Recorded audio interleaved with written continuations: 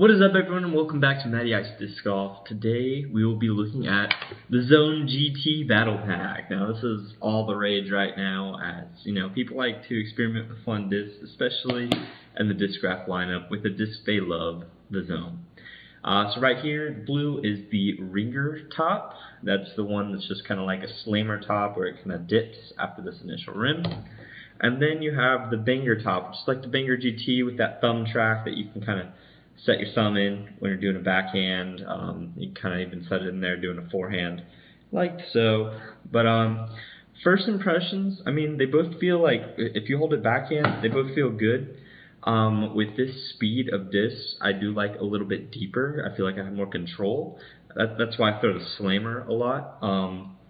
And so the deeper feeling disc, and I think it might be deeper, is the Banger top, and I think that's because the dip in the flight plate happens so close to the rim that you kind of lose some space right away, and so it just feels shallower, even though it technically isn't. It's just the flight plate dipping that early, whereas the flight plate only has that dip probably about half an inch off, so you can get a full grip without coming in contact with this little bubble in the flight plate.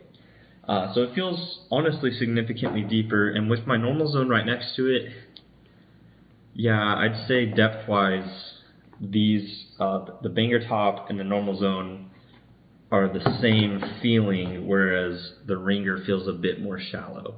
And I do think that typically does make a disc more stable the shallower it feels on an approach. I've noticed this with like a Justice, feels pretty shallow and it's really freaking stable. So yeah, that's my initial thoughts. I like a deeper disc, so right away I'm liking the Banger top. When you hold them both forehand, a lot of people say that the little thumb track on the Banger top gets in the way, but it's not deep enough to really, like the thumb track isn't deep enough to really get in the way for me. It honestly just feels really good. Both sides, and same thing with the Ringer. It feels fine both sides. It just feels a bit more shallow. So if you're feeling like you wanted a shallower zone, maybe you have small hands or something, you might like the Ringer zone more and want to vote for that. But first impressions, my vote is definitely leaning Banger zone. It feels just more comfortable, and the thumb track is just so much more fun than just a dip in the flight plate. So yeah, that's where I'm leaning towards right now. We're going to take these to the course, though, and see how they fly on some par 3s. Andre's got the Zinger zone. I got the Banger zone. We're going to hit some aces. There's only 3 holes we can't reach. We both throw about the same distance, but I'm a lefty, he's a righty, so we'll see what happens. 250? Yeah, it's max distance 250 with the Destroyer. Alright, editing Matt here. I'm throwing the Banger zone.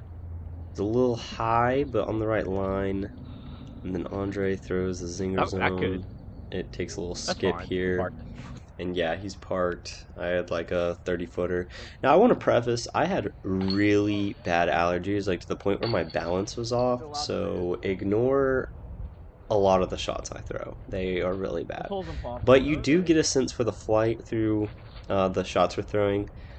This was a little 86-foot par 3. Andre, oh my goodness, had a rough time with his jump putt there, but made a big putt. That will remain a theme. And so yeah, he forehands it here. It kind of came out almost slight Annie, kind of flat, and it's a 200-foot hole, so you just can't do that. I throw a Spike Hyzer here. And yeah, I get the hole's down to the right. Yeah, so he has a scramble here with the Zinger zone. It looked like he was having a fine time with it forehand, honestly. It just he was having a rough time with angle. He also took a bit of a break from disc golf because his back was hurting. So we're both kind of fresh off of some injury type stuff here. I throw a flex backhand, and it kind of just held the angle. I thought I hit the angle perfect off the bat.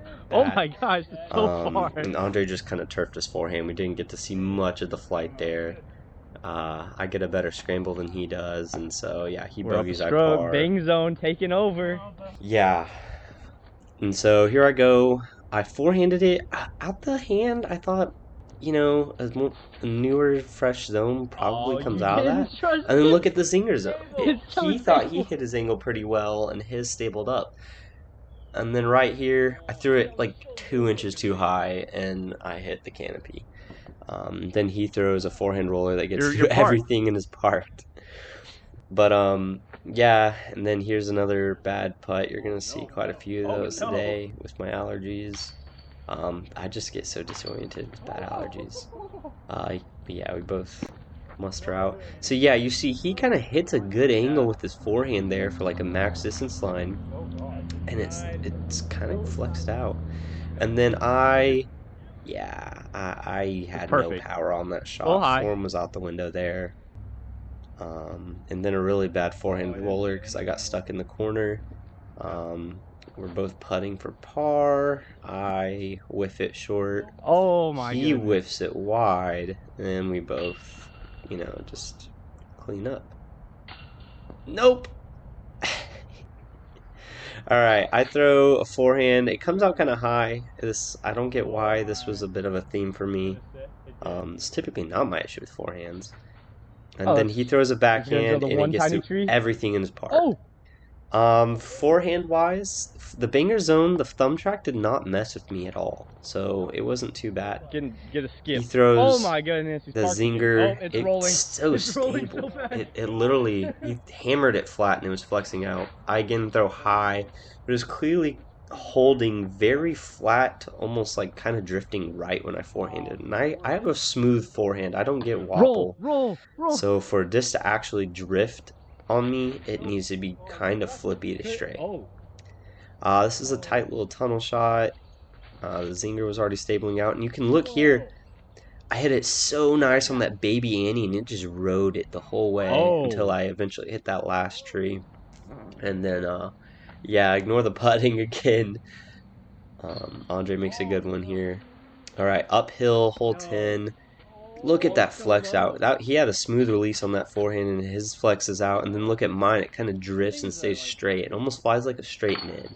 So the Zinger zone is a lot straighter from what we can tell. He parks this little basket. It's a little short 120-foot hole. I go long going for the ace run. Also, you can just see how much it just flies straight. So much glide with the banger zone. He tries to go aggressive backhand up the middle with the Zinger zone.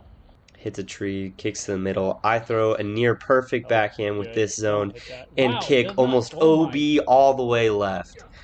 If it were the Zinger zone, I stable up and I'm in the middle of the fairway. But that thing had so much glide and straight push that I went straight into those trees that I thought I was going to fade before. Really bad forehand by me. That's not the disc, that's me. I do that a lot when I throw those. And then, bad putt. Andre throws a forehand roller. That's actually a great play on this hole. And I think he goes just long. Then I throw the forehand, again a little high, but kind of mostly unlucky more than high. Just not enough fade on this disc. You kind of need a pushing fade. And this thing just wants to go straight. Andre makes a big putt here, off the band and in. Alright, this is a hard, like, 280-foot tunnel shot. Oh my goodness. He absolutely pipes it on slight Annie, but that Zinger zone is so stable. And then I put mine on probably the same amount of Annie in power, and mine drifts. But we both ended up about the same distance from the basket here. The only difference is he made his putt, I didn't. Forehand, kicks the tree. I throw the backhand. Kind of put quite a bit of hyzer on it, and the way it pushed straight, I got all the way up to the basket. Andre never has ever thrown a scoober. Oh my gosh! I actually gave him some advice after that one, and yeah, good catch there. All right, so I'm throwing a spike hyzer. It's a par 3, but it's impossible with these discs.